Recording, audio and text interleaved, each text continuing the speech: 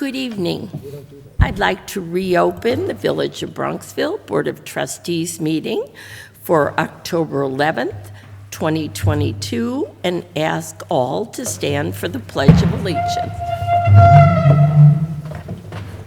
I pledge allegiance to the flag of the United States of America and to the republic for which it stands, one nation, under God, indivisible, and with liberty and justice for all.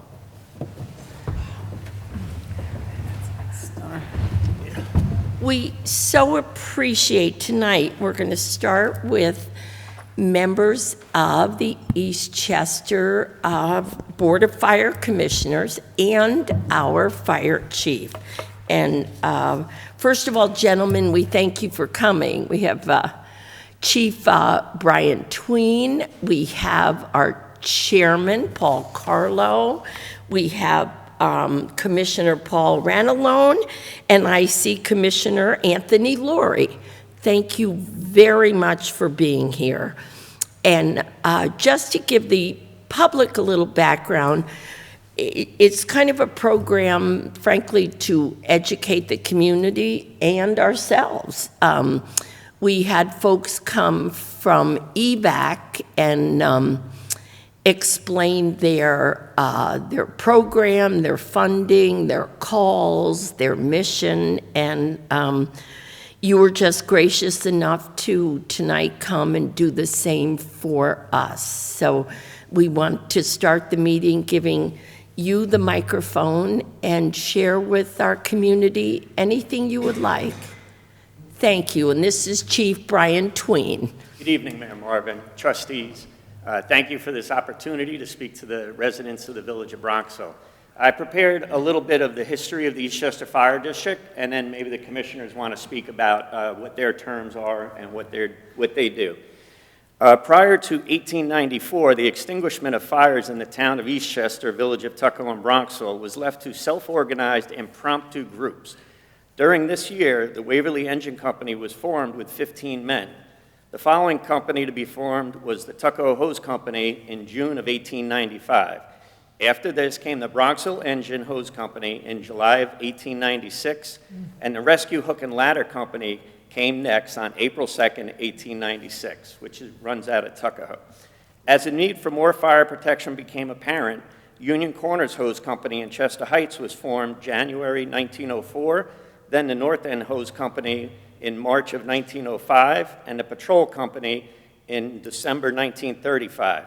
The North End Ladder Company was organized in May of 1941, and the Squad Company, which became the Rescue, was also organized. On January 6, 1897, Eastchester's first consolidated firefighting force came into being when the four existing volunteers company of the town were merged into a single administrative unit.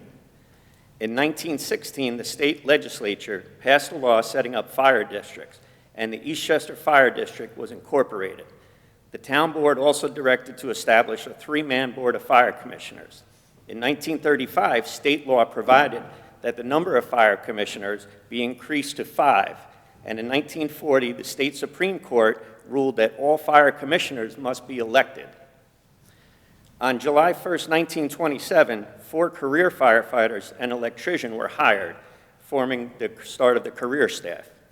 Today, the Eastchester Fire District is a fully staffed by career firefighters with currently 76, with 4 of those being in the fire academy, 76 firefighters and officers.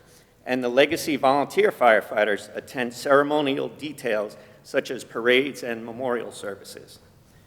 The Eastchester Fire District provides fire protection and emergency medical services for the town of Eastchester and the villages of Bronxville and Tuckahoe.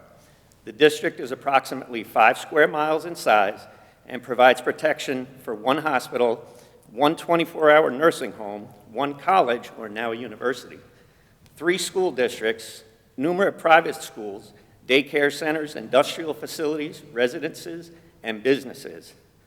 We have a pre-planned mutual aid agreement through Westchester County. So if we get a big fire, other departments come in to help us, and if they get big fires, we go to other fire departments to help them.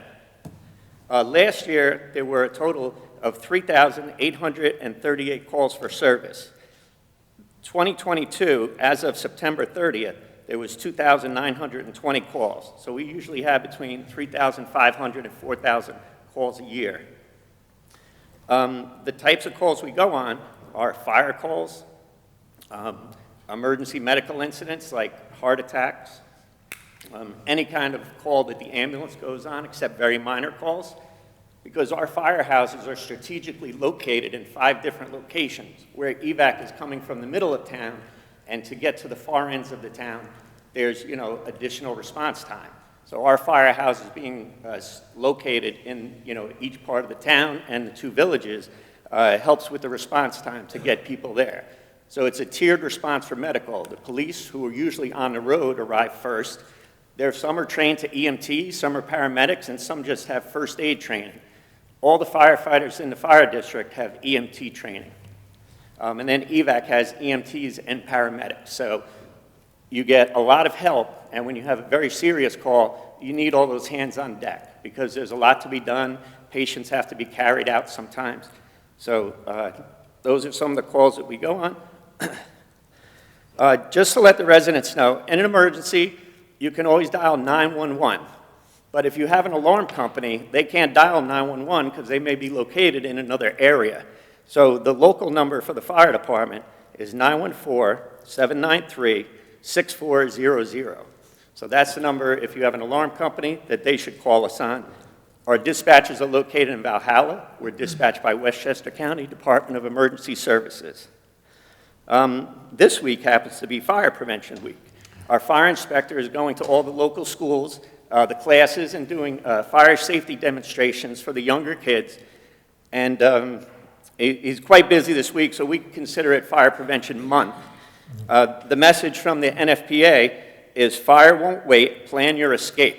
To just, have a plan for your family, especially for the younger kids, so they know to come get mom and dad and get them out of the house. So once you get out, stay out. Because fire expands very rapidly, and it's the smoke that's going to get you. As your house fills up with smoke, you have to get low and get out and get everybody out. We have a website that was recently updated in the last year, eastchesterfd.com. There's a lot of good information on there, and there's another thing that we usually get requests for. When somebody wants to sell a house, the banks for the purchasers want to know if there's oil tanks in the yard. So we get frantic phone calls from realtors. Do we have oil tanks? We need to see your records. Give us a record. So, we try to accommodate them as best we can. But you can do a FOIL request for your property, and we'll tell you if we have any records of oil tanks or anything on your property. And, because sometimes people have oil tanks that they don't know about because it was from a prior owner.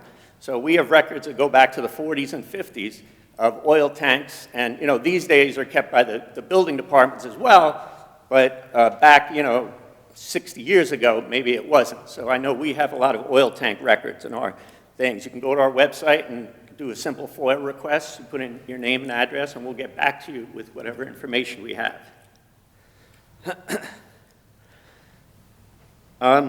Just a couple safety things. So I've been a career firefighter for 30 years, and the most disheartening thing is when you have a serious injury or a fatality, and we investigate, and there's no smoke detectors working in the house. The battery was removed because when I cook, it goes off, or when I open the bathroom door, steam from the shower sets it off. So they disable it, or they just don't maintain it. And I would just say, check your smoke detectors, make sure that they're operating, They say this time of year when you change the clocks, change the batteries. Not as necessary anymore. Now they sell 10-year smoke detector batteries. When you buy the detector, the battery's good for 10 years, and the smoke detector's good for 10 years. So when it starts chirping, it's time to buy a new one. You never have to change the batteries. You just replace it after the 10-year life. And again, this time of year, leaves are always a problem. Whether you take care of your own leaves, keep them away from the fire hydrants, because that's always the nice place where there's no cars parked. So they pile up the leaves on top of where the fire hydrants are. So I would just ask the residents, if you have gardeners, ask them not to block the hydrant, and if you do it yourself, please don't put the leaves on top of the fire hydrants. So that's all I have. If the commissioners want to mention, talk about the commissioner's terms and maybe the budget. So thank you very much. Thank you, Chief. Thanks, Chief. Chief, what's the biggest mistake we make? I think someone told me it's not cleaning our fireplaces. Like, what if you had one, calls you go on? I remember one time some of you gentlemen came to us, and one of them was, the frankly dirty fireplaces. Any tips on perhaps what we're doing besides the smoke detectors that we need to be aware of? A lot of serious fires. I mean, you always want to have your fireplace checked. If you use it a lot, you should have it cleaned annually. But most common causes of fires I've seen are like kitchen fires, like unattended cooking. So you'll put something on, and then either forget about it or you get distracted, and whether you're frying something or boiling something, and it'll overheat, and the pan can catch on fire. So just be careful when you're cooking and using candles, things like that.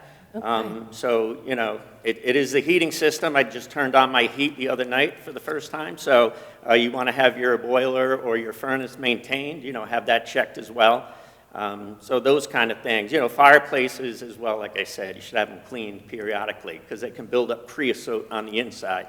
So that can start a fire inside the chimney. And if it's an older house, if there's any cracks in the chimney, it can get into the framing. I know my house is 1916, so I'm very careful about the fireplace and have it checked. So. Thank you.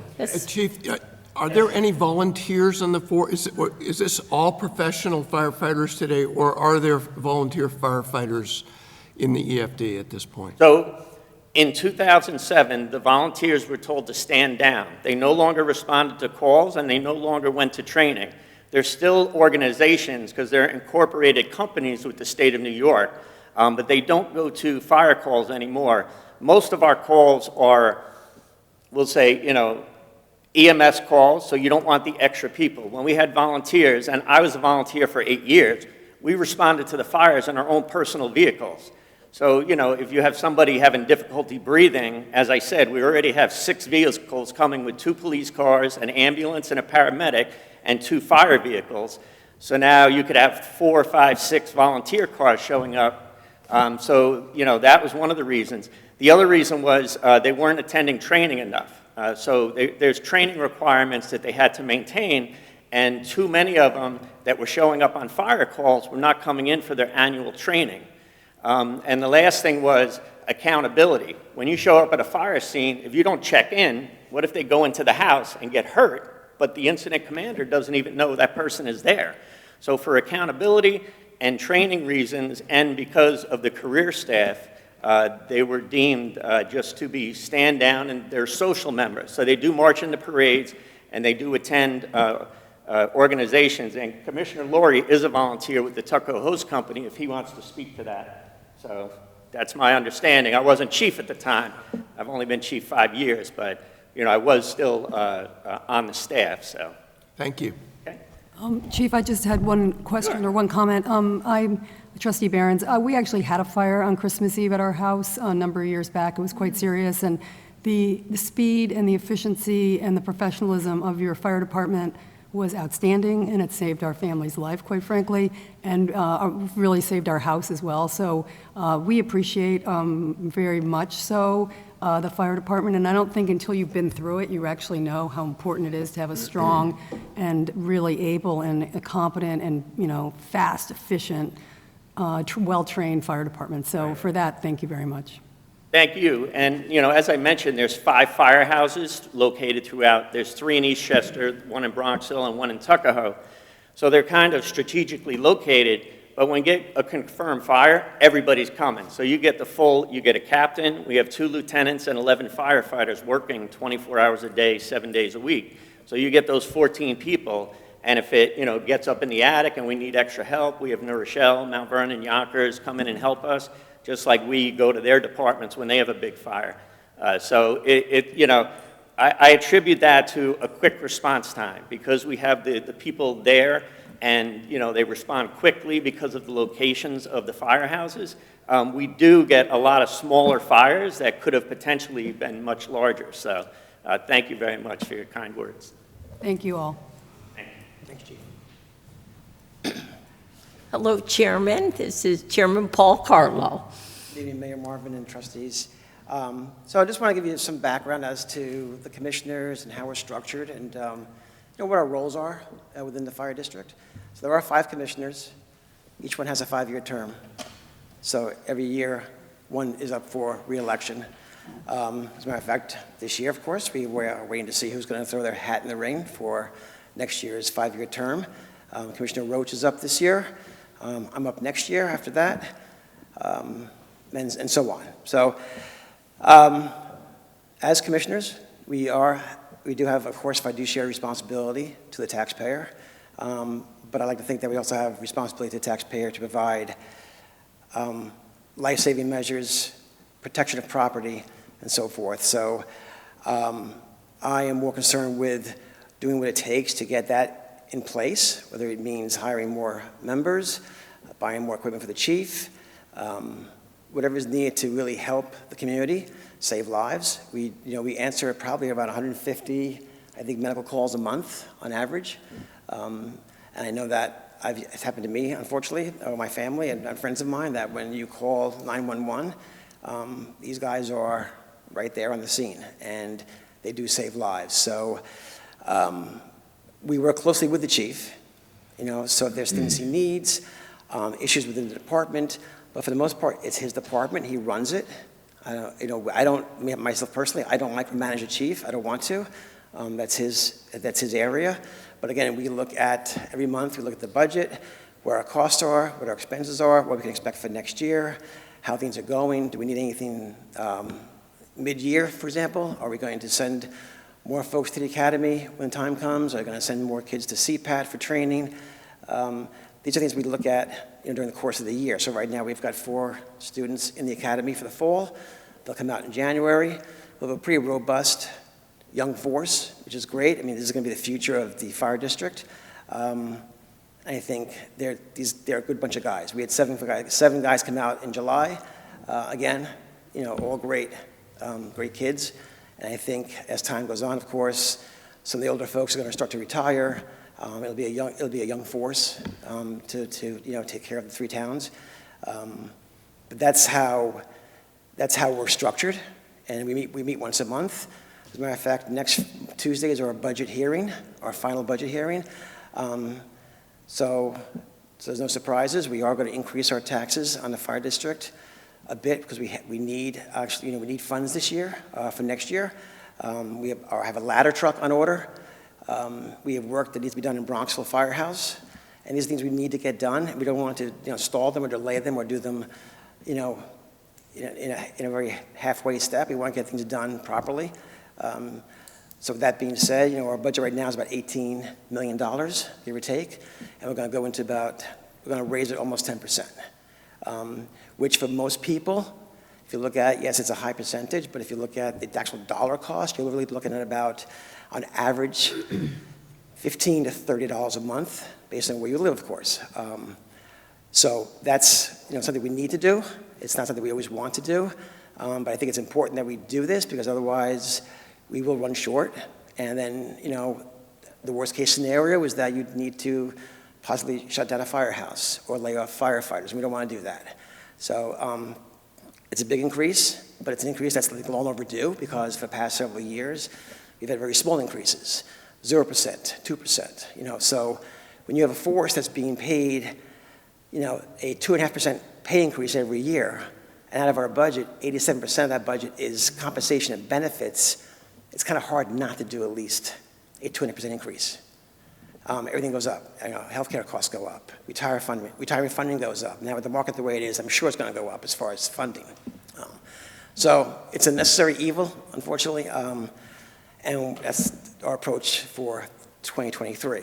And hopefully, we can stay stable after that for a bit, and we'll see how it goes. But again, my main goal is to make sure that the people are protected and the property is protected. And other than that, I don't look at the fire tax. I think a lot of people don't even know what their fire tax is. Maybe some do.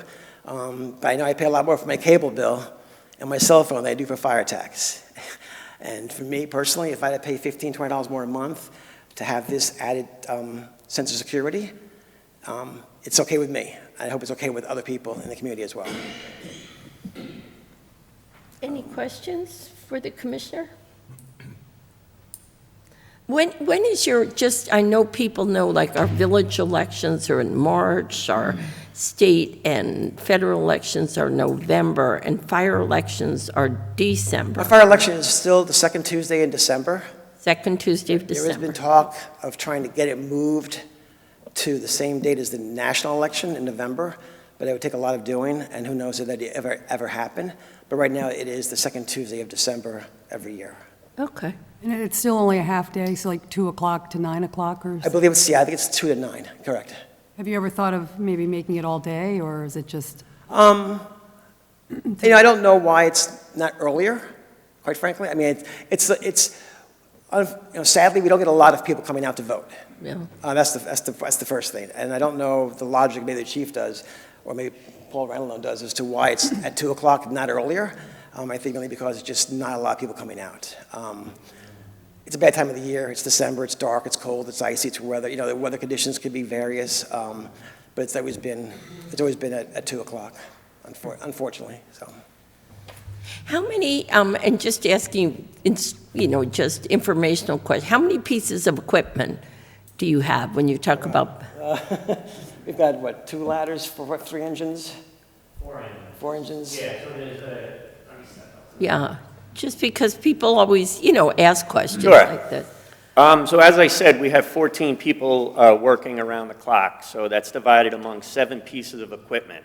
So we have 4 pumpers that carry water and hose and connect to the hydrants. We have 2 ladder trucks that would, if we have to save somebody from a window, and we have a duty officer's car, which is a captain and a firefighter. So every piece of those 7 has 2 people on it. Some are a firefighter and a captain, 2 of the engines are a firefighter and a lieutenant, and some of the engines and ladders are just 2 firefighters. So, and something I didn't mention before, but directly affects Bronxville, we're in the process of replacing the apparatus floor, the floor that the fire truck parks on in the Chester Heights Firehouse, and it's been closed for a year. I think we moved out last September 1st. So we do have a light at the end of the tunnel there. The floor is in. They're just doing bathrooms and heating systems should be going on next. And Bronxville floor is going to be next because about 15 years ago they put shoring up in the basement due to the concrete spalling. The rebar was rusting due to water damage or water infiltration to the concrete. So once Chester Heights is done, probably sometime in 2023 or 2024, the floor in Bronxville will probably also have to be replaced. Unfortunately, when they built them, they couldn't support the weight of the modern fire trucks. And we had temporary shoring put in, and it's been checked every 6 months for the last 15 years, and the shoring company has told us they will no longer be able to say that it's safe, that it was a temporary fix, and we've waited 15 years, so they're kind of forcing our hand that we're going to have to address that floor next, as we would never close 2 firehouses at the same time. So we're going to finish the Chester Heights Firehouse. But just to give you a heads up, the fire truck may have to relocate temporarily during the floor replacement. So just so it's not, a shock, but it is necessary because it's, an engineer has told us that eventually it's not going to be safe to park a fire truck. How long does that replacement process take? Is it a year? So we were hoping Chester Heights was going to take 6 to 9 months, and as I said, it's been a year, and it'll probably be another 2 or 3 months, because we had delays with when they put the footings in the basement, they hit water, so they had to hire a hydraulic engineer, so some unanticipated delays, but now we know ahead of time we should have footings dug to check for water and things like that, so we kind of learned from that project. So, hopefully without delays, 6 to 9 months. And we would probably relocate the engine to headquarters. In Chester Heights, we were able to get the Marble Schoolhouse property to park the fire truck there, but I don't know of any vacant properties that we could park a fire truck at and house the firefighters, where they would have, showers or bathrooms and things like that. So, I mean, we could look for them, but it's probably limited, you know. So just to be clear, during the construction period, there will not be a fire truck in Bronxville? In the firehouse, but they'll be, you know, at headquarters, and, you know, the Chester Heights fire trucks and the Tuckahoe fire trucks would be the first ones to respond here. Right. And, you know, we would keep it as short a time as possible. And the firefighters that are housed at that location in Bronxville will go to another location? Most likely. What we'd have to see is, like, when there's no apparatus floor, there couldn't be anybody in there. But maybe at times when they're doing pre-construction, we could still keep the members there. We can park the fire truck in the back parking lot. You know, we'll keep them in there as long as possible.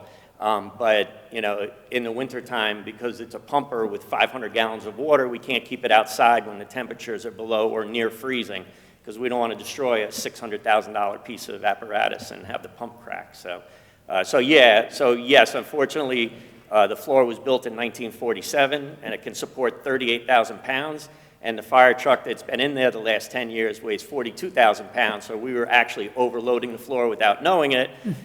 So we've put a different fire truck in there now. If you notice, the engine that says 31 is down there, and that's because the fire truck that's normally in that firehouse has a steel cab and a steel body.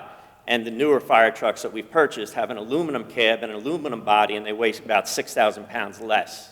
So we are able to keep a fire truck in there without overloading the floor, but we still want to build it up to, you know, modern fire truck standards, so we're not limited into the equipment we could buy 20 years from now. Thank you. Okay, all right.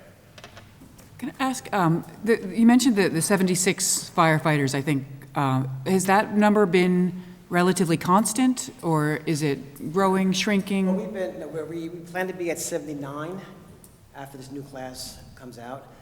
We plan to add an assistant chief that hasn't been there in a few years. Take some of the workload off the chief here, and also to fill in, for example, when the chief's not around. The assistant chief is an integral part to be on the firehouse.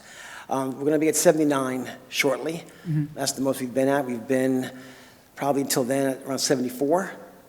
We ran short because of illnesses, and the last couple of years with COVID, we had some firefighters that were on long-term illness. Of course, one firefighter passed away, Phil Pinto, unfortunately. So we don't ever know what the year brings. You know, overtime sometimes is a concern because we just can't avoid it. You know, when COVID hit, we had a lot of fellows out with COVID. It drove our overtime up. Yeah, that sounds familiar. Yeah. And we just can't, you know, it's something unavoidable. Having more men on the force, we firmly believe that it will cut down on some of the overtime. And I think that, you know, these young guys that are coming on are really going to be an asset to the fire district. But yes, we are going to be at 79 probably in January. And do they rotate among the firehouses, or are they kind of assigned to? Each tour has a set designation, so if you work every 4 days, you work at that same firehouse. You don't rotate. Uh-huh.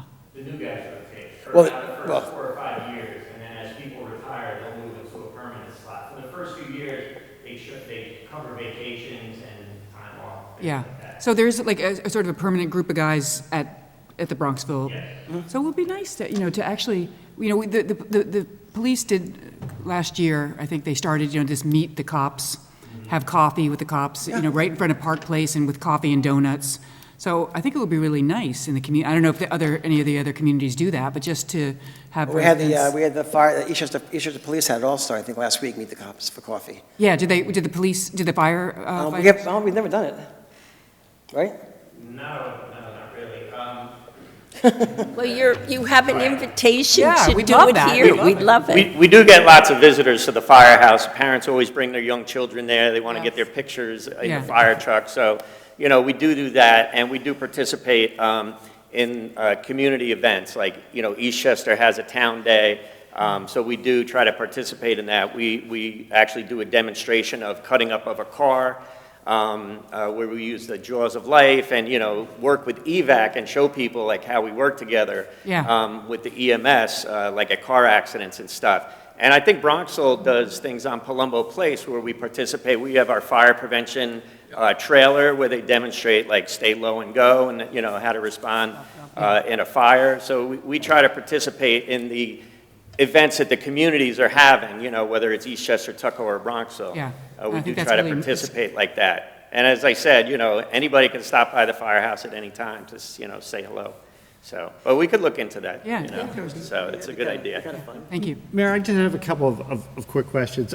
First of all, one of the things that we've started to do as a board in recent years is put together a village newsletter. And, you know, so if you guys can put together any events at the firehouse, I think, you know, we now have some means to, you know, try to generate a little extra buzz about them, and that'd be great. I just wanted to echo Trustee Barron's comments about the professionalism and Johnny on the spot capabilities of your department. It's just really commendable as far as, you know, my personal experiences, mostly with fire alarms going off in my late mother's kitchen. I live about, you know, 300 yards away, and she would call you guys first and me second, and somehow you guys would always manage to be there before me.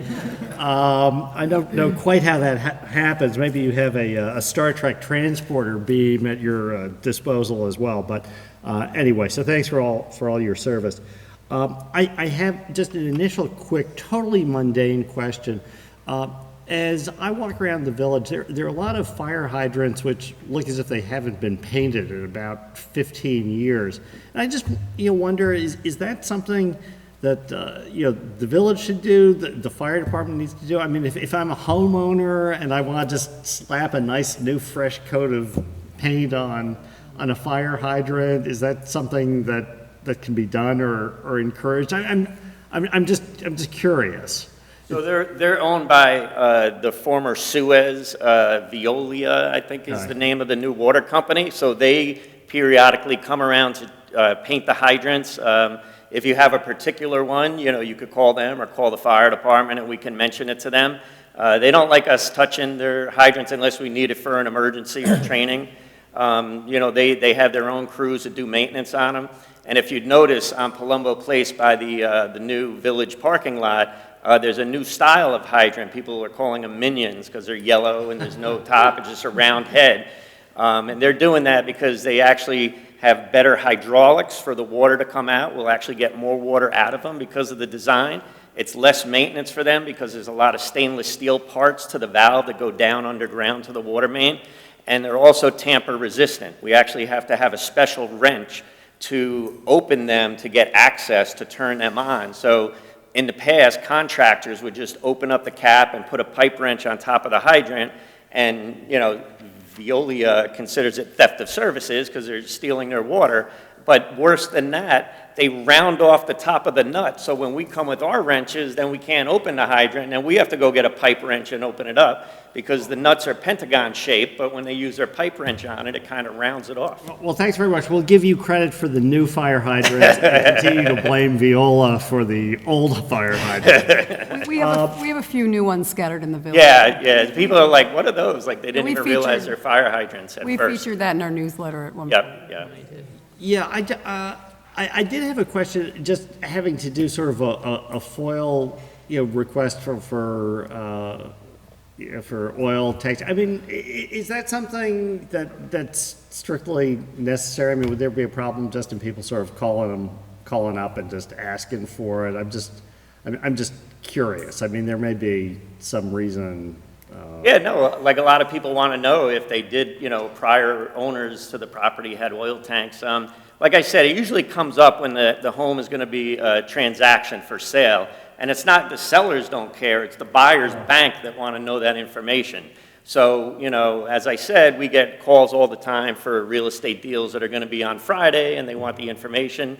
And we don't necessarily have all the records because if, like, you had the oil tank put in and we have a record of that, but if you didn't get proper permits and inspections to have the oil tank removed, we don't have any record of it being removed. So sometimes people have to get these companies, the oil companies, to come in and do ground radar and just to confirm that there's no tanks in the yard. It's not a big point. I mean, I think just just a general matter of government administration, just making records more accessible rather than less accessible to members of the public. So I just wonder whether there's some, some additional administrative burden in doing a FOIL request, but in any event. I'd just like to add in, look, this is, it's your board and their state laws governing it.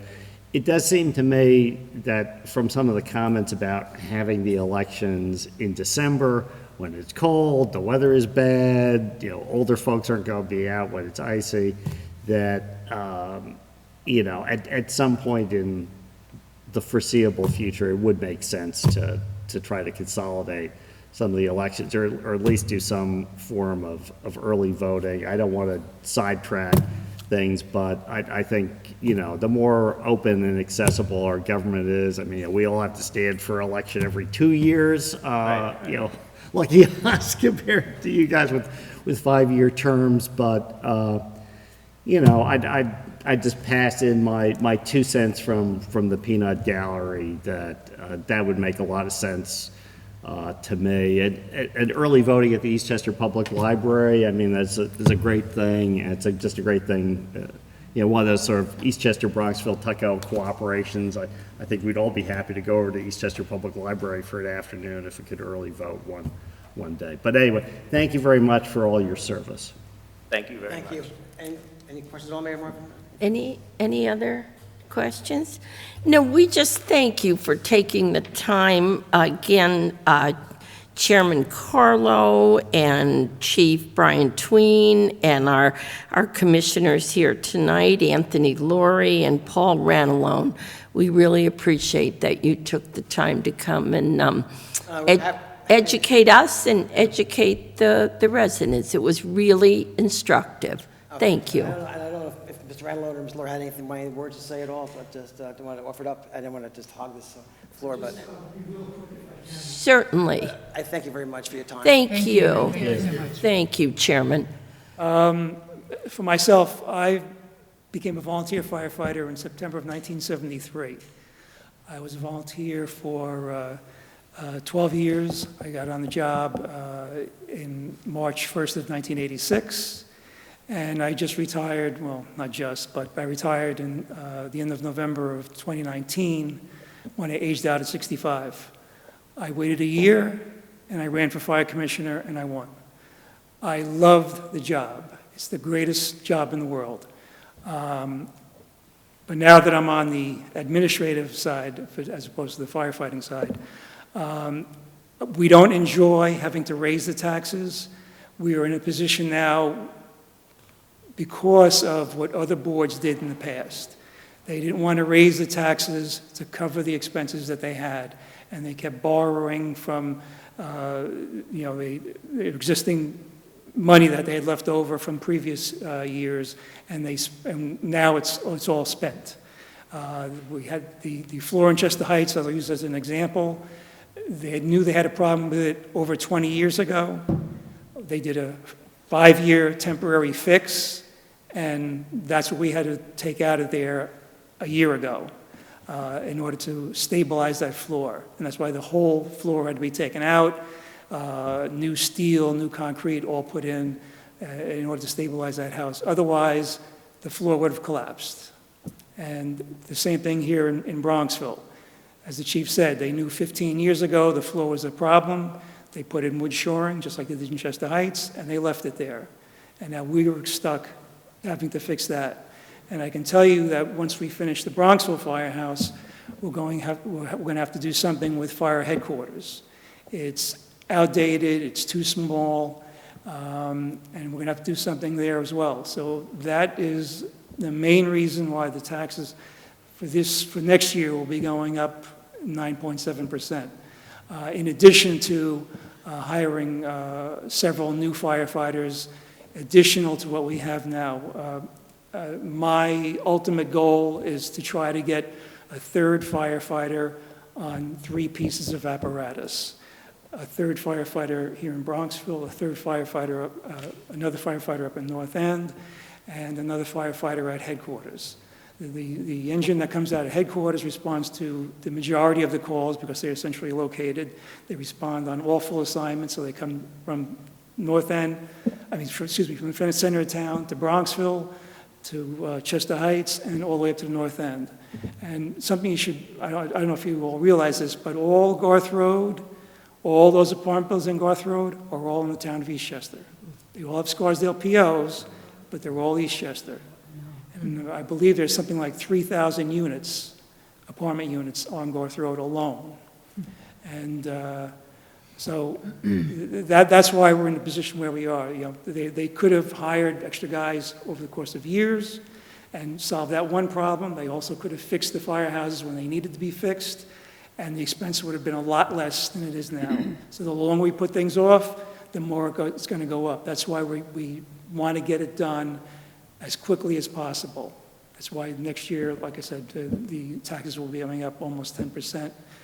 Hopefully, the following year, we won't have as drastic an increase, but it will be increased because there is a lot of work to be done, a lot of maintenance issues. Even if you look at the outside of the firehouse out here, Village Hall was done a few years ago. We fixed the whole outside, you repointed the bricks, you did all the painting, everything. Looks tremendous. Go take a close look at the firehouse over there. The peeling is painted, the wood is rotted, the roof leaks, there's cracks in the brickwork. That's all going to have to be fixed as well. So, For our residents, what's the exact address of headquarters? 255 Main Street, Eastchester. Thank you. Thank you, Commissioner. You're welcome. Although I will say, Chief, I think the guys did some of the painting over here on the doors. Nice, I see that when I come in the morning. They did a nice job with some of the landscaping, some of those nice little things, anyway. Yes, Commissioner Laurie, good evening. Good evening. I could almost repeat everything that Paul Ranalone says, but I know the two firehouses are getting floors put in. I think about 5 or 6 years ago, Chief, we did the floor in the firehouse in Tuckahoe, but that wasn't a big problem because there was no basement and nothing was sinking. It's just that the concrete was there since, I think, 1924, and it all deteriorated. And what was good about that, it was just drilled out and concrete was poured. I think that was done in a couple of weeks, right, Chief? On the Tuckahoe firehouse? Longer than that. Yeah. About 5 years before that, they replaced the floor in the north end firehouse. Right. But that, if you want to see a nice job, you could just take a look in the Tuckahoe firehouse. The floor was done nice. They put special sealer on the floor, painted it, and it really looks nice. Did a nice job, and everybody has commented on it. I was one of the fire commissioners, in fact, when we appointed our new chief, and I've been around the firehouses a long time. I've been a volunteer since 1973. My father, uncles, brothers were all volunteer firemen, and we were raised on the whistle system. If all of you know what the whistle system was, when the whistle blew, it blew a number, whether it's 21, 31, and you knew, looked in your little book, and you looked in, it was Main Street and Columbus Avenue or Avon in 22, whatever it was, and that's where you went to the location of the fire. And you assisted with the paid personnel. At that time, I have to admit, the volunteers were very, very strong. There were like 400 volunteer firemen. And we assisted on many calls and mutual aid calls to Mount Vernon, to Yonkers, all over. It was a big organization, and as I say, people got older, passed away. Younger fellows got married, moved out of town, and it just kept dwindling and dwindling. And as we were told to stand down in 2007, was it, Chief? Now we're very much doing, I hate to say it, funerals, parades, assisting whenever we need help on charitable organizations, go out and do things like that. But we're still around. We're going to try to get active again, and we're going to follow what the chief said. If we ever get active again, not to respond with all the cars that are there, that the chief would have some kind of way we respond to the calls, but we're still helping the community, you know. And I'm very happy to serve the community. This is my 6th year as a fire commissioner, and I've been active with the volunteers and meeting-wise and everything else that we possibly could do. And in February, I'll be on as a volunteer 50 years, so I've been around quite a while. And I've watched and learned from the old-timers, as I would say, may they all rest in peace, they're all gone, how we learned from them, and we have increased the hours of voting. Before, years ago, it was only 5 to 9, and it was run in all the local village halls, and it was all run by the volunteers at that time. Now we have people that come in and work on the voting for them, and they're paid. Years ago, they were not paid. And things have changed over the years. I've seen it. We learned from the old volunteers who've passed on. And I have no problem with it. I still enjoy working with the chief and my fellow fire commissioners. And if there's any time that I could be assistance to any of them, I'm always on call. Thank you. Thank you. Thank you. Thank you very much.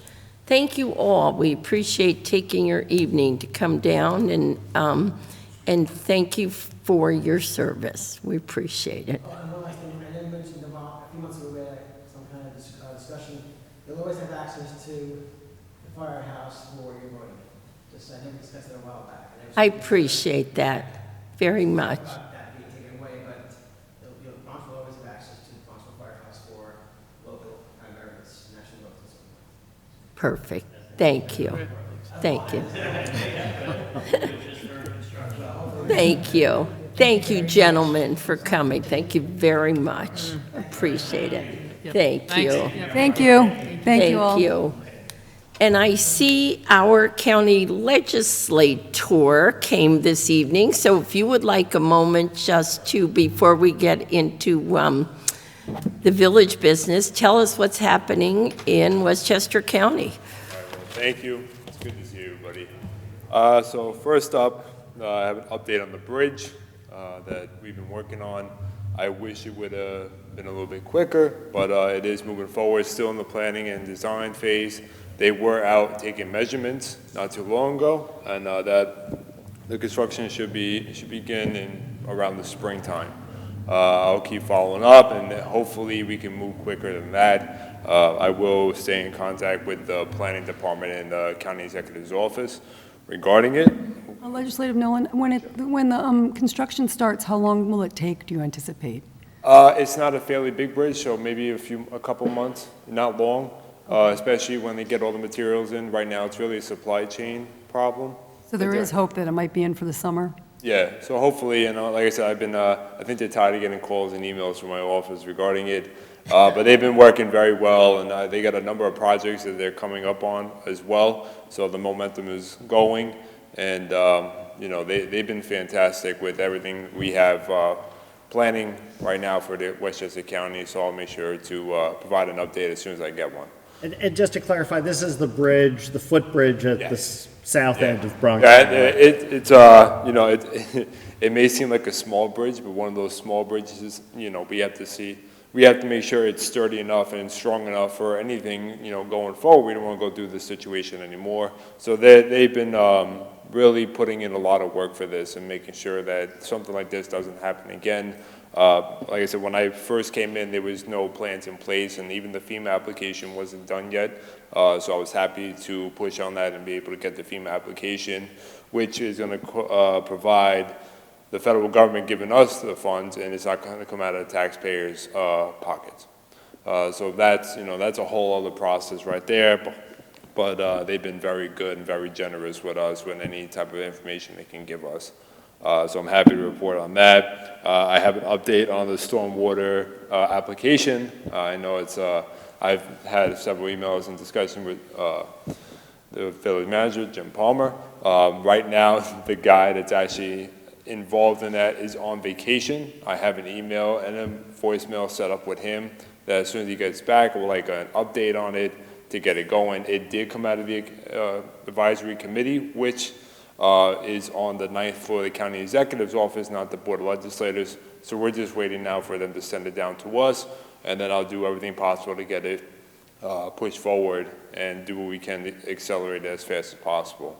The third thing I'd like to discuss is some of you know that my brother was killed in a horrible situation with an illegal gun. So I made that one of my missions before I got elected, to fight violence as much as possible. Back in 2016, I began working with Yonkers Police on an illegal gun buyback program, and it was so successful. We're educating and putting it out there. I doubled the amount of guns taken off of the streets of Yonkers, which made me take it to the statewide level. Now it's a statewide program. One of the first legislations I put forward when I went to Westchester County was to make a county illegal buyback program. The money is used with confiscated funds that the ATF and the FBI confiscate from convicted felons, and they cannot be put back into taxpayer money. So this money is just recycled to buy the guns off of the street. I'm happy to announce that the county executive and the DA have both agreed to work on this program, create this program on the county level, and do what we can to help with this issue that is, that's plaguing us. It honestly is. It's not going to solve every issue, but it's something that's going to give it an initiative to get these guns off of the streets and to keep everybody safe. And county police has been excellent with wanting to work with us, and this is a program we feel that with experience and education, it can go in the right direction. Well, and, Legislative Nolan, will this program work within the local police, or is it just at the county police level? Well, as of right now, New York has the capability of creating this program. Every municipality has the structure to now create the program. But we're going to build it on, we're going to build it on the county level with the county police, so that if, say if somebody wants to turn in a gun, they can call the county police. After checking the background of the gun, they would receive the money, no questions asked. And like I said, it's going to duplicate the Yonkers program. We have a little bit more means now that the county buses, the county bus stops. We try and see, working with local schools about getting these banners and education into the schools if they feel comfortable with that. And we feel very good about this, especially because every kid now has a phone. A lot of the violence that is occurring is with teenagers and young adults. So we can get to them and say, hey, listen, this is not the way of life. Learn from experience. Here's an initiative. It could save you a lot of time and stress and pain.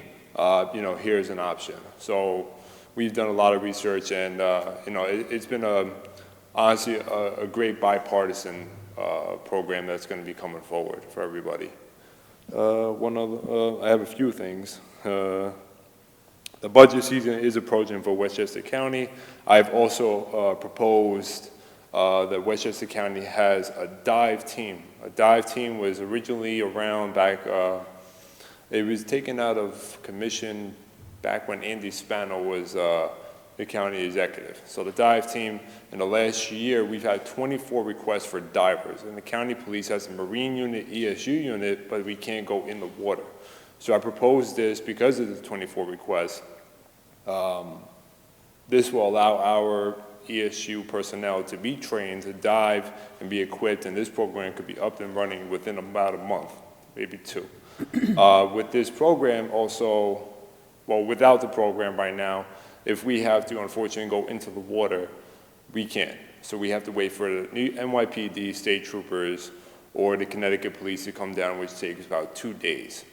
And so with this program, we'll have people on site and diving into the water to possibly save a life. And that's what it's about, saving the life and helping, people fight other things that are going on in their lives.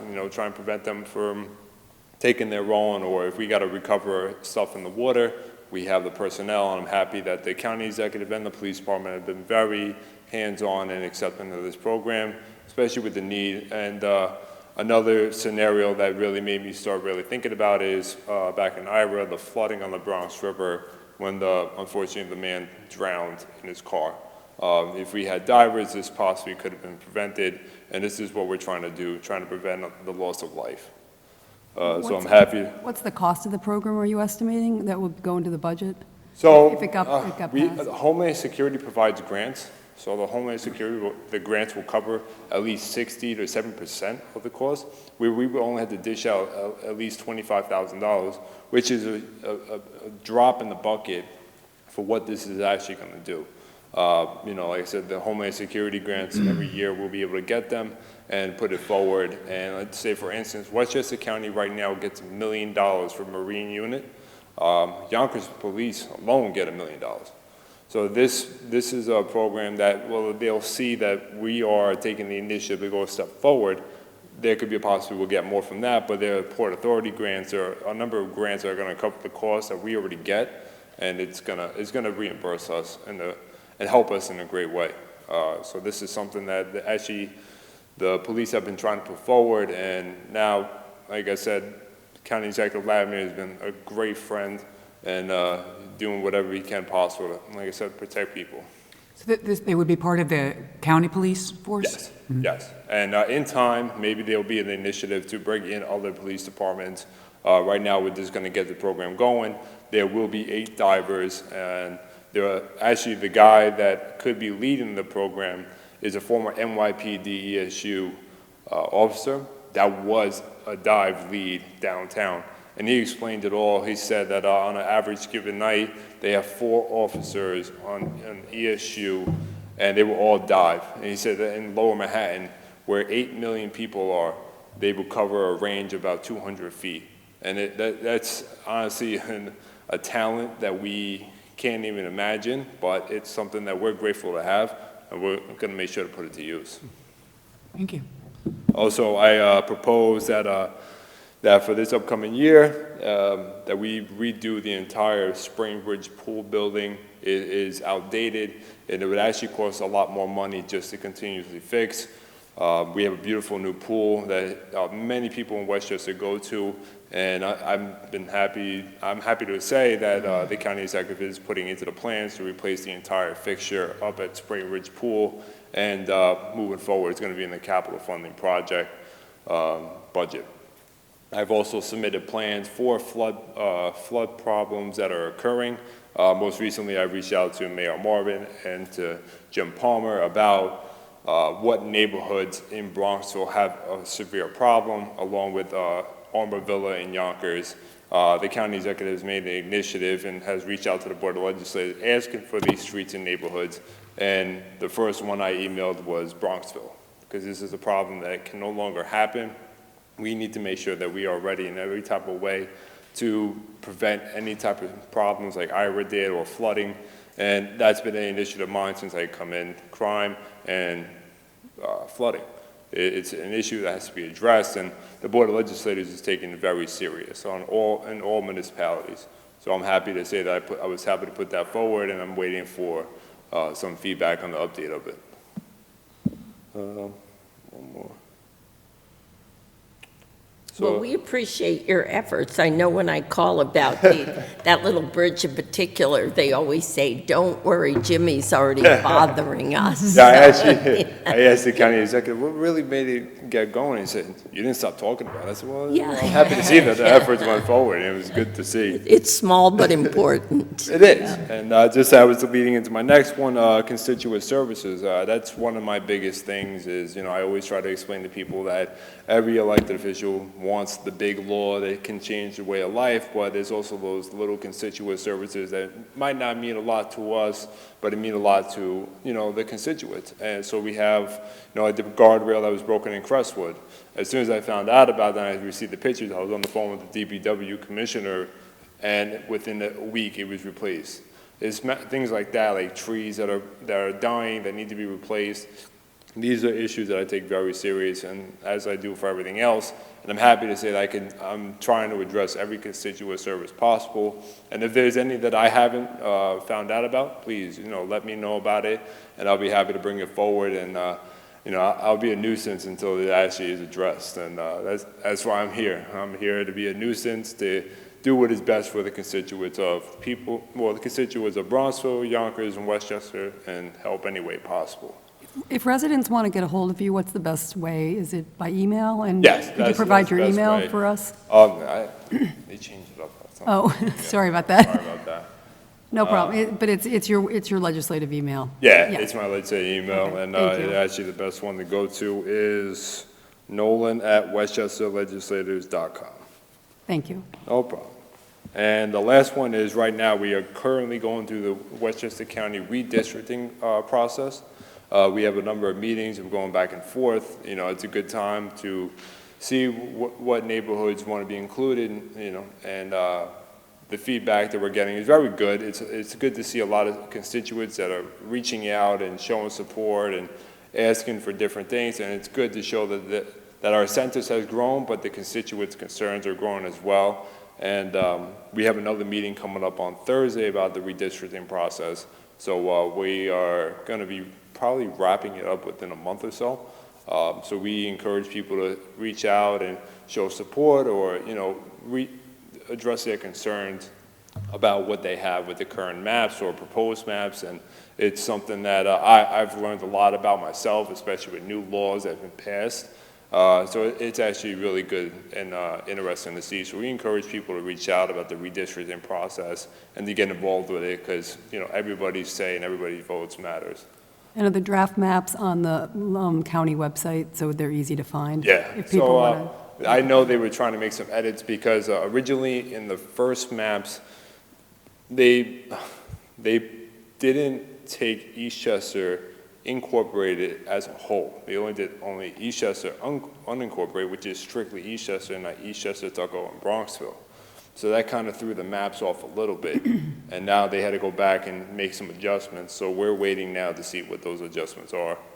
And, you know, and like I said, anything I could do, please, you know, reach out. I'm all ears. I'll come running.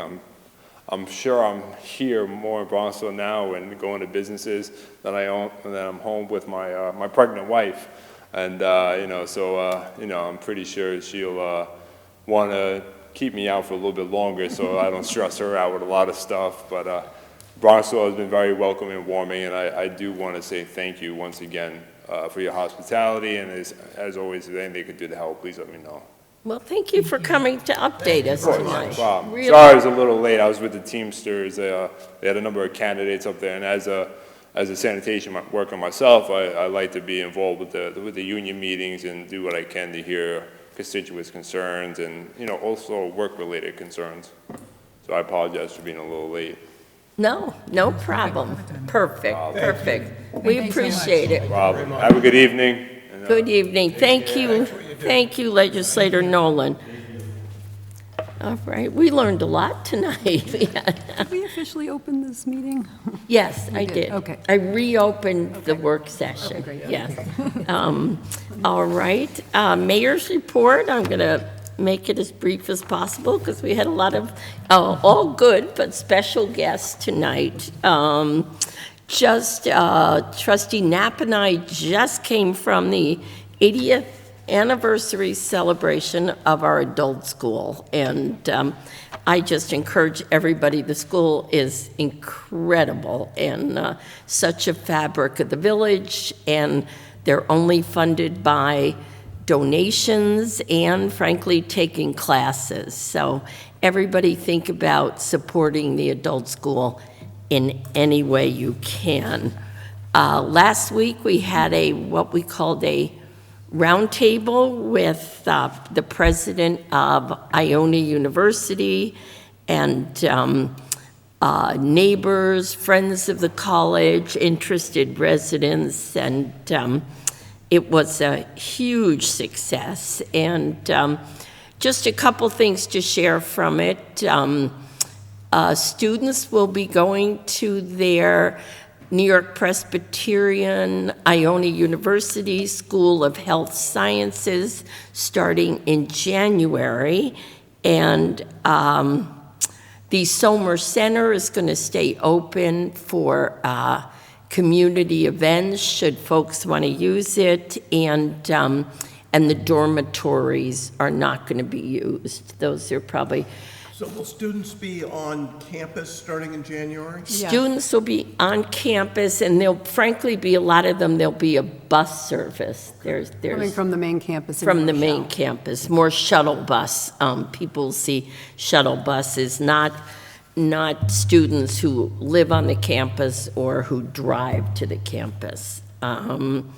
Just congratulations to the Chamber of Commerce. They had a incredible sidewalk sale, and the weather cooperated this year, and an Oktoberfest on Sunday, and I know you've seen, I think there's 3 or 4 new businesses that are about to open within the month. So it's really heartening to see what's going on in the business Do district. they have official day openings? Do they have a little, Some do, some call on us, sometimes the chambers call, and sometimes they don't. It kind of, it'd be nice to. do yeah, something, be you know, nice for to those opening days. highlight Yeah. them a little. Yeah.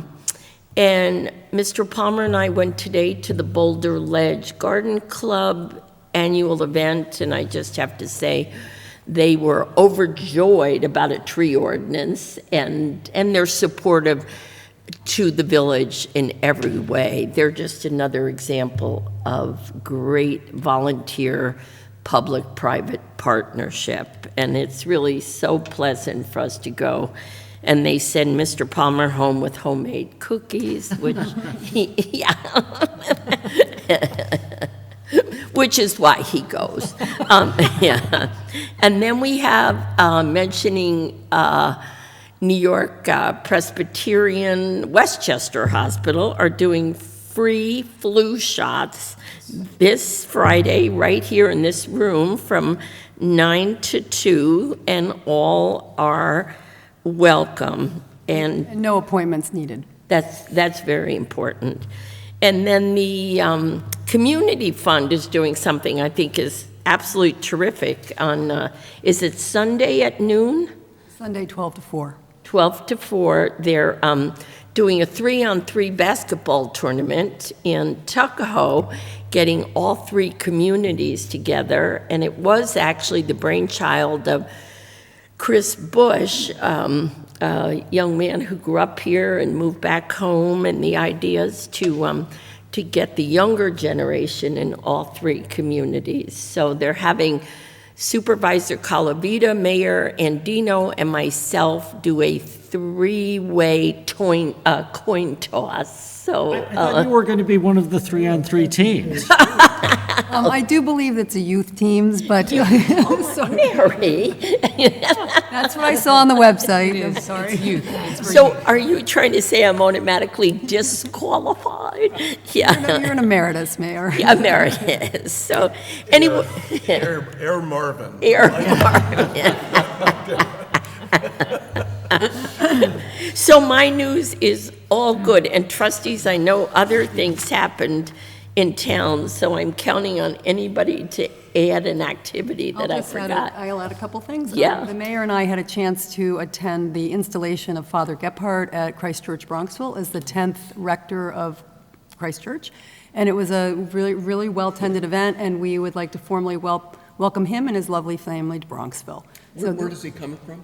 He's coming from D.C., Okay. right outside of, outside of the Georgetown area. So, and he was there for 10-plus years.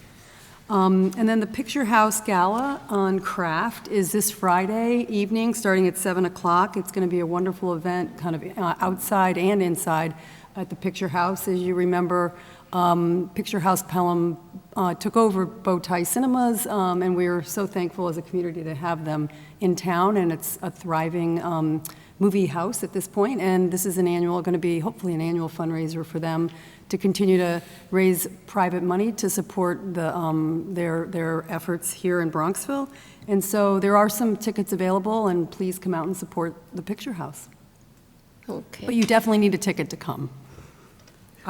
Several of us attended the many events of the school's centennial a couple weeks ago, which was incredible. They really had, they had alumni events, they had school tours, a huge display of photographs spanning the 100 years in the new facilities on Meadow, a panel of alumni discussion on Saturday. So a really great year-long effort that the school did to really celebrate this milestone 100 years. So it was really quite an event. Yeah.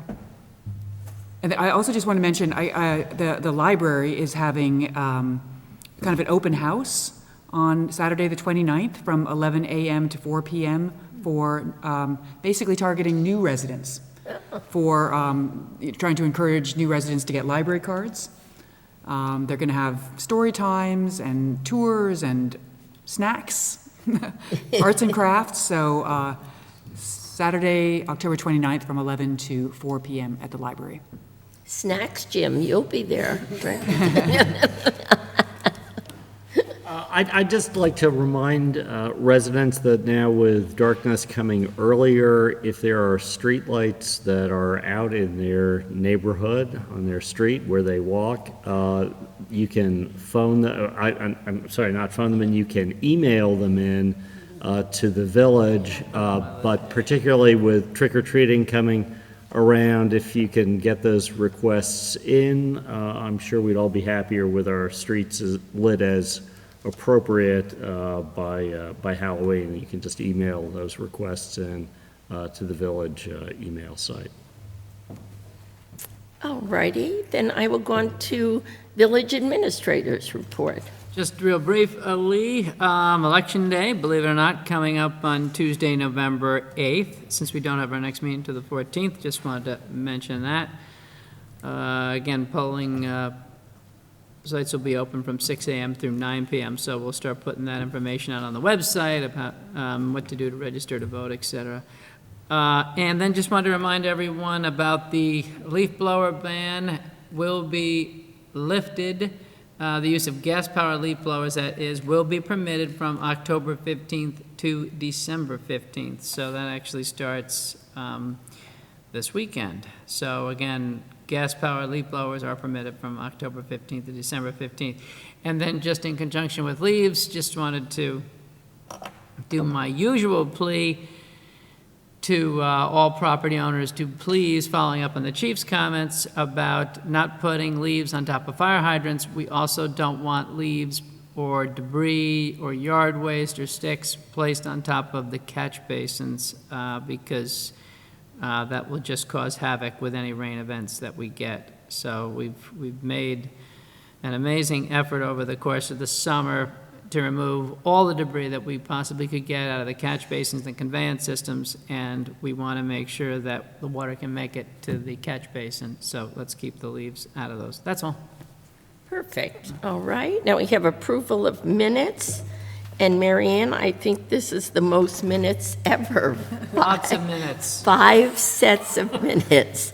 So I need a motion to approve minutes from a special meeting of September 7th, an executive work session of September 12th, a regular meeting of September 12th, a special meeting of September 20th, and a special meeting of October 4th. Amazing job. Thank you. Do I have a motion to accept these? And a second. Second. All those in favor? Aye. Aye. Opposed? Motion passes. And a big thank you to you. And now I need a motion to open a public hearing on a proposed law 5-2022 regarding the setting of speed limits on village streets and public roadways. Do I have a motion? So moved. And a second. Second. All in favor? Parents. Yeah. Aye. All right. Essentially, we're just this year in the legislative session, and it was as a result of a bill by our assembly person, Amy Paulin, communities have local option to lower their speed limit from 30, which, believe it or not, was the lowest allowed in a New York community, save for school zones or special request areas based on, frankly, special circumstances, accident data. And now we have the opportunity to lower it to 25. So we're opening this hearing because we want to hear from residents, their views on the concept of lowering the speed limit. Trustees, do you want to make any statements? I know we discussed in our public work session the need to leave this open so that we hear feedback from anyone in the community as to their thoughts on this issue.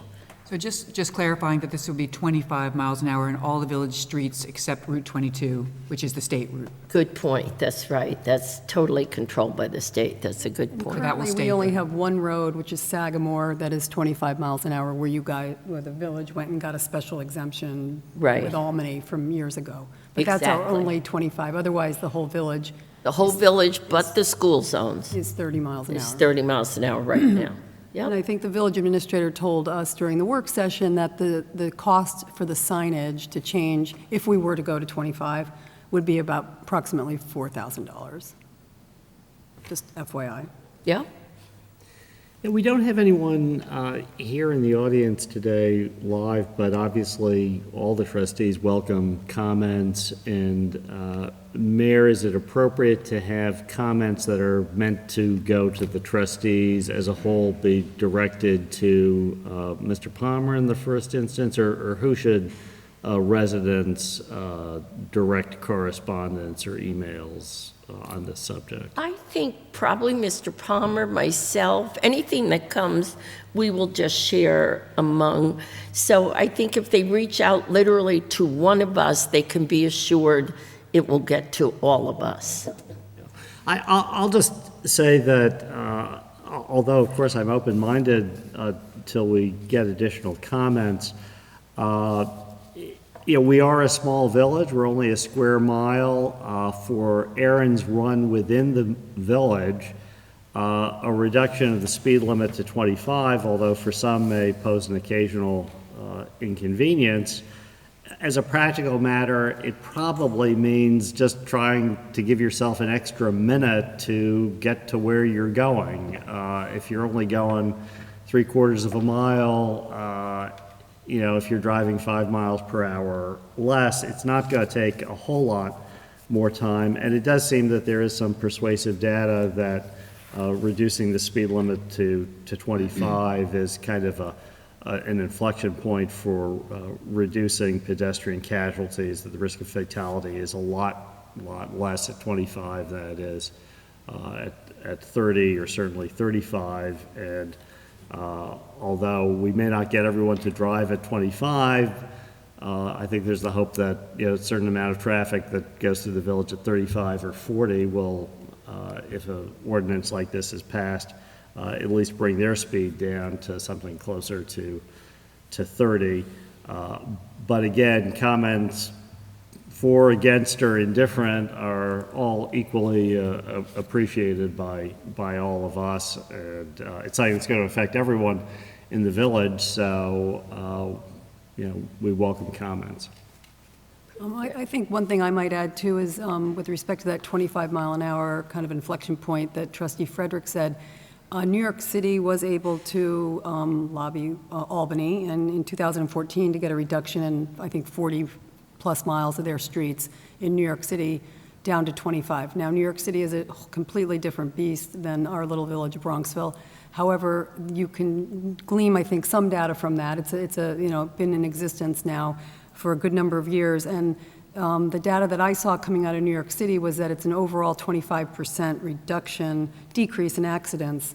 And they basically say significant decrease in the frequency and the severity of the accidents. So I think there is some pretty decent data from that that we can lean on or look at to the board. Now Staten Island and Bronxville, or the Bronx and Bronxville, they're not totally equatable, but there is some data there that we can start to look at and see that it has helped New York City quite a bit in terms of their accident rate. Thank you. All right, so we're just going to leave this public hearing open. All right, and now we want to... Maybe what we could do is take a motion to adjourn it to your next regular board meeting. I'm glad you're here. All right. Nice to be. Yeah. All right, I need a motion to adjourn this public hearing to our board meeting on November 14th. So moved. And a second. Second. All those in favor? Aye. Opposed? We will discuss on November 14th. Thanks, Counselor. All right, Mr. Palmer, new business.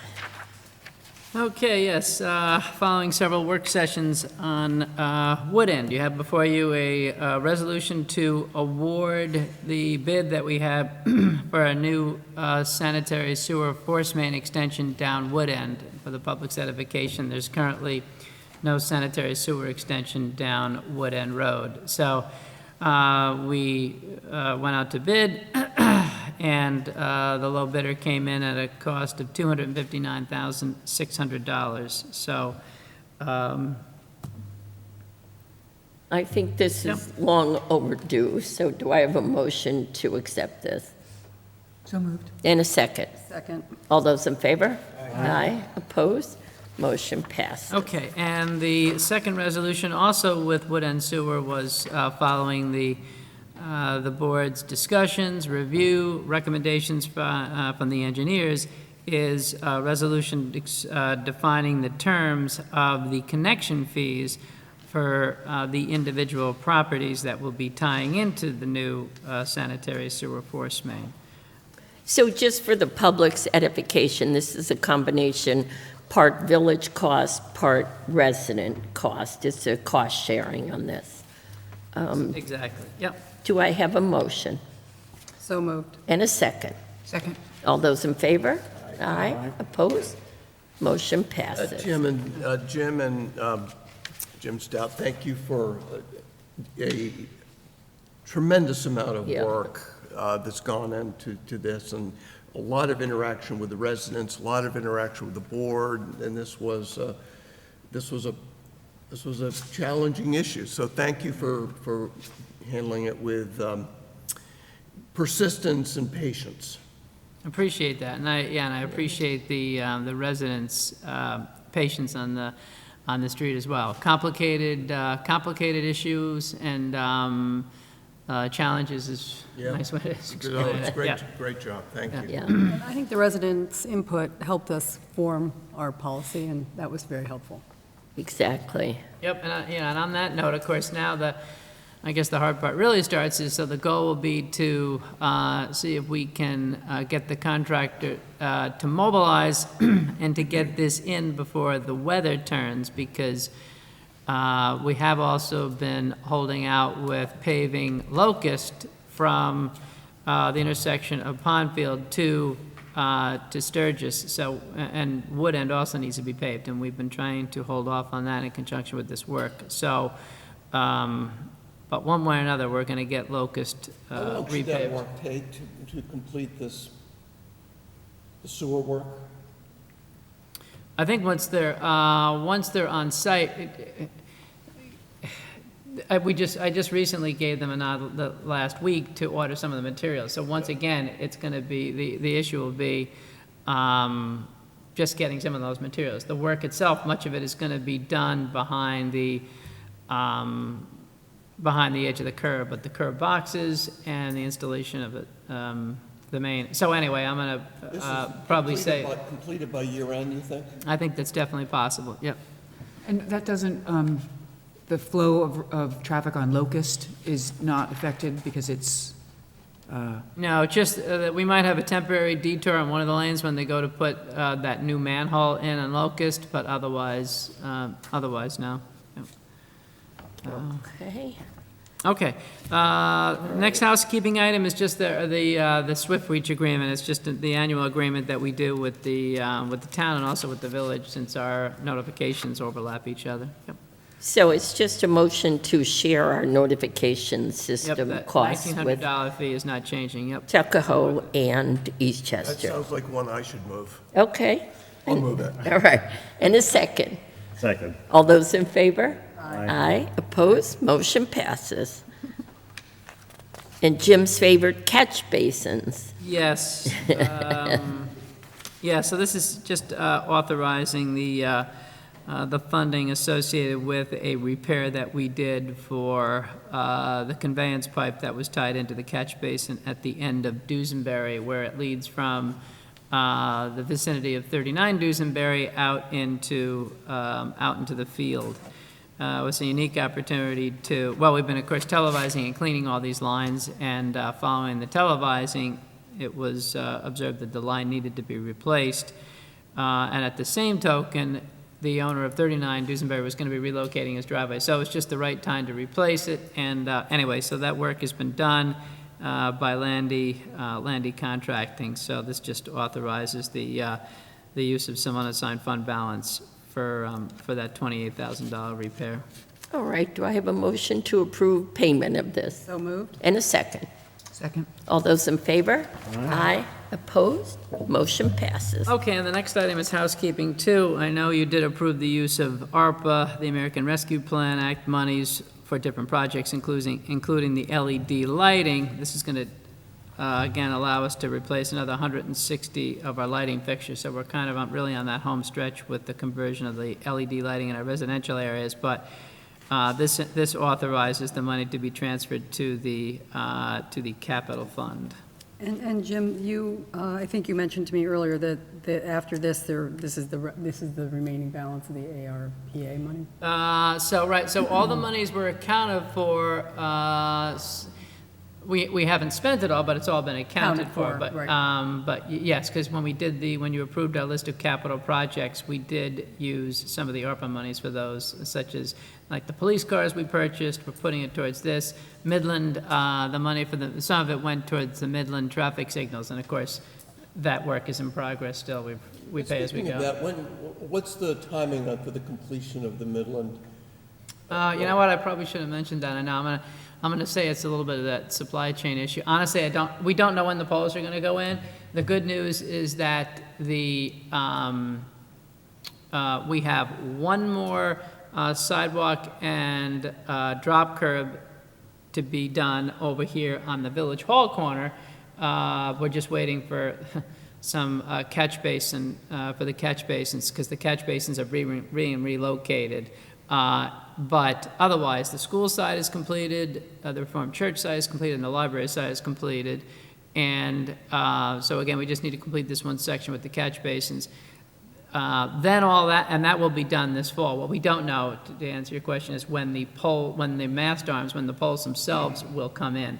I was explaining to someone in Tuckahoe, they had ordered, the footings were all in for their fixtures up at Winter Hill and Main Street back in November, and they still have not received those. So the lead time on those is several months, but what we wanted to do was get all the underground work in, get all the footings, get the sidewalk work done, so when those poles do come in, they can install them over the course of the winter. It's even a big improvement, those curbs. Yes. Yeah. Just by itself. So And if that's you a noticed, really and right, big- and if you noticed, again, we did, right, and we bumped out the curving Yeah. and added more sidewalk on the Exactly. school Yeah. side. Right. It's And really a great and we're gonna improvement. bump this one out. And so what are we doing? We're improving that effort of reducing the pedestrians' exposure in the, so I'm glad you noticed that. Yeah, are know you it's- going to paint that curb, though, just to make it a little more visible? Because you do have to, if you're not paying attention, because when you're going straight down Pondfield,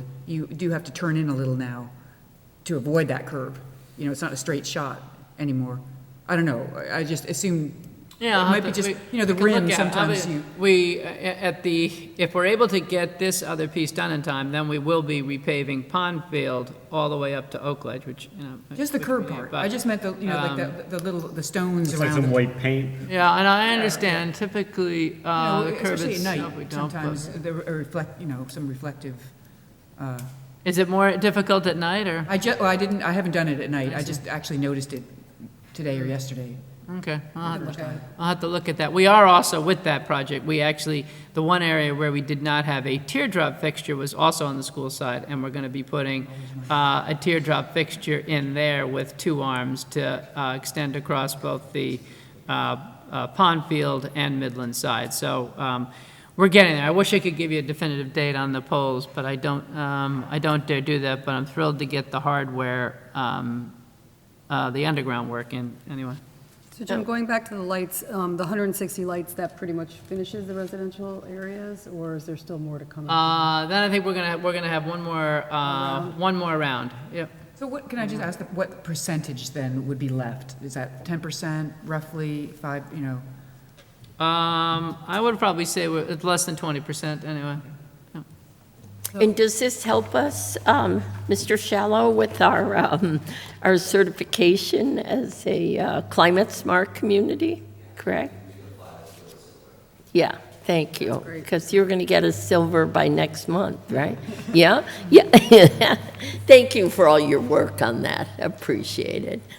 All right, I have a motion then to authorize the use of the money for the LED streetlights. So moved. And a second. Second. All those in favor? Aye. Opposed? Motion passes. And I thank Gloria for keeping track of this. The spreadsheet on our capital projects and the monies and where we are with what we're paying out, it's pretty, Heroic. it's pretty really, it's very extensive, but. Yes. Can I ask, are we going to wait then for another several months to do the remaining 20%? Or, you know, what's the time frame for that? Or can we do it all now? Can we do it all now?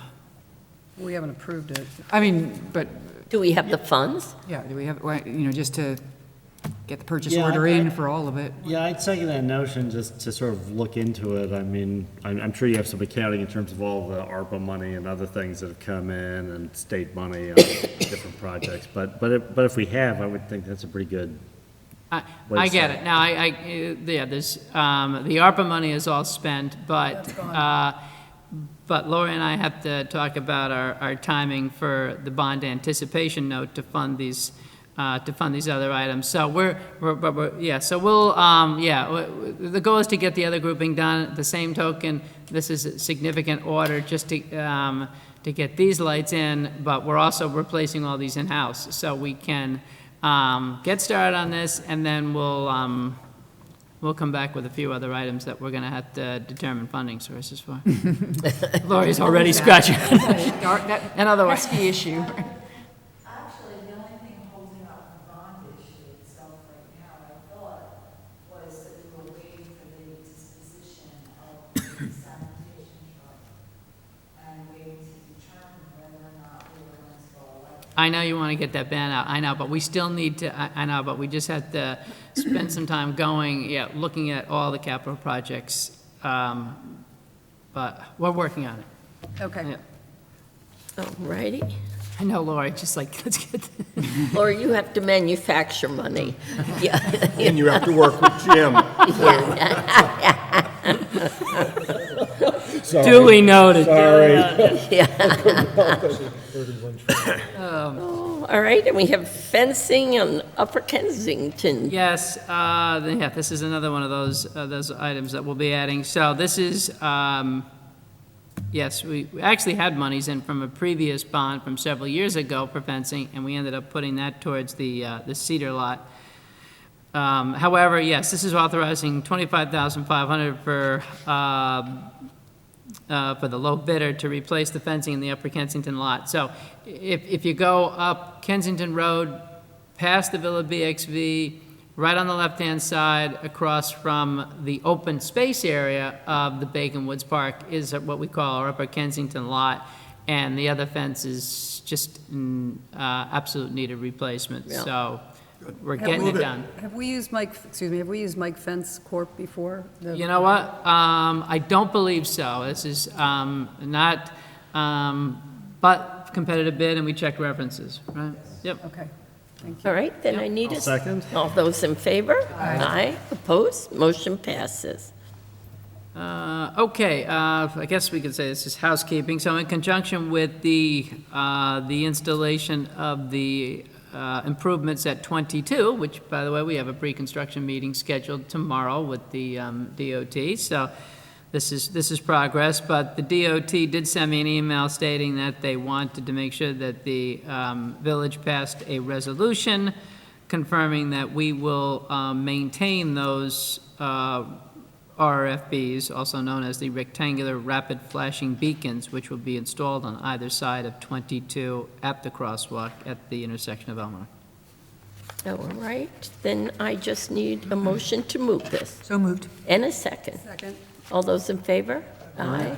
I'd just like to note that, again, the construction of the RRFB was really facilitated to an enormous degree by funding secured through the help of State Senator Shelley Mayer, and I think it's $170,000 from the state. So we're all appreciative of Senator Mayer's help in regards to this project.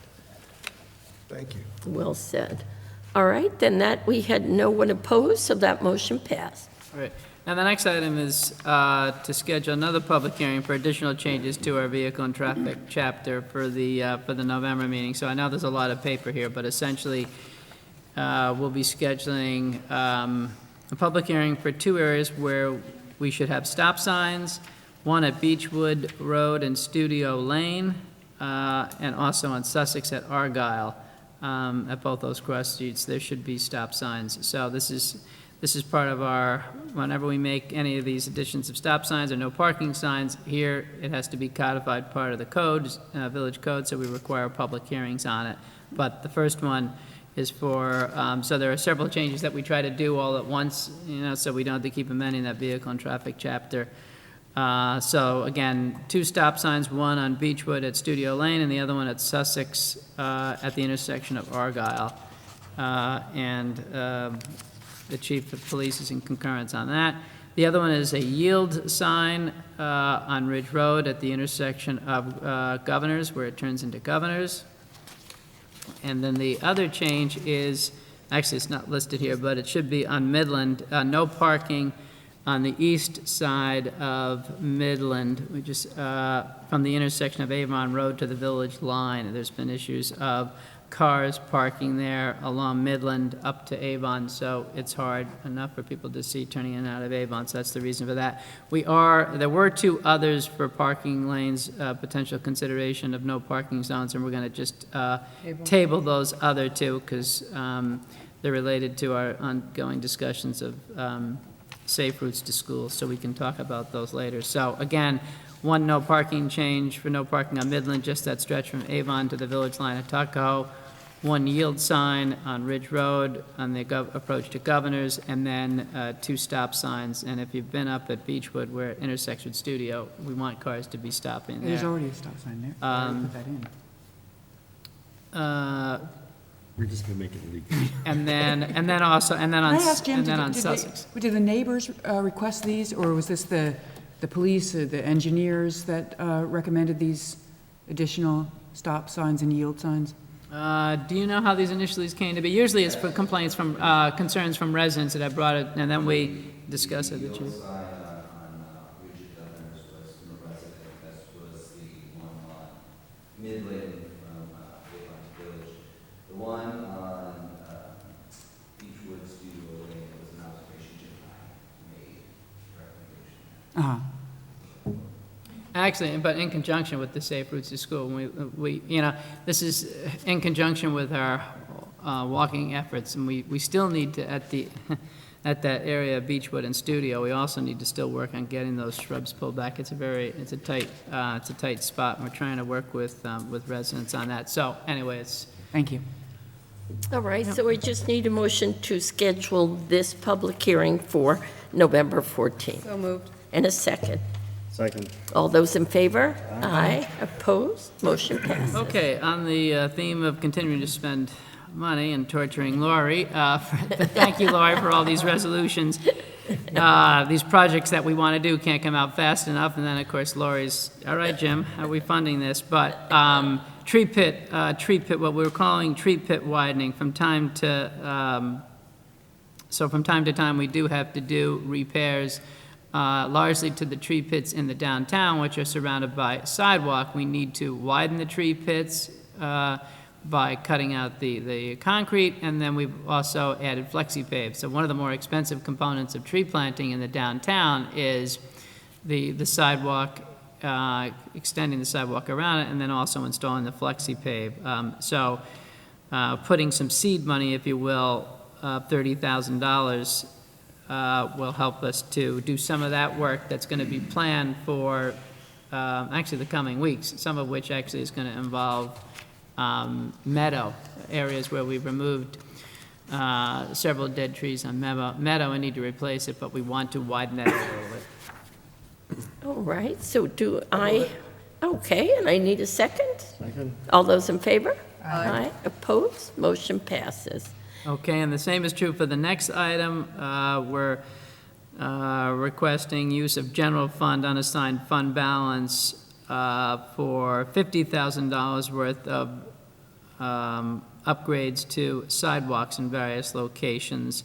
And we save funding for sidewalk and curbing upgrades, and of course, the board knows that the sidewalks are the responsibility of the abutting property owner, but as we just talked about, areas where we have to make some changes to the sidewalk to accommodate trees, or where we need to repair curbing, we do that in conjunction with the abutting property owners when they do sidewalks, and I was giving you a couple examples of some owners, for example, over in front of Fogarty's, where we need to replace 2 trees, but the curbing there is entirely degraded, so we're gonna, the property owner has agreed to pay for all new sidewalk in the front, relocate his handicap drop curb, and then we'll pay for the installation of a monolithic curb across that whole section, which should withstand the deliveries and so forth. And then we're, later in the season, or before the tree planting season goes, we'll put new trees in flexi-pave, so.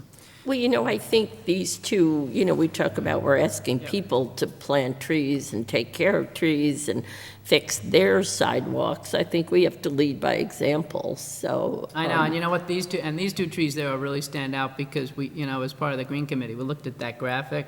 Some Right. places where we don't have sufficient trees, and there's a significant amount of blacktop in that area just due to, the width of Craft Avenue, and then, of course, the Craft parking lot. So here's a nice spot to fill those 2 pits, but the previous trees did not survive, in part because of, in my opinion, the damage that they received from the trucks that were pulling up onto the sidewalk.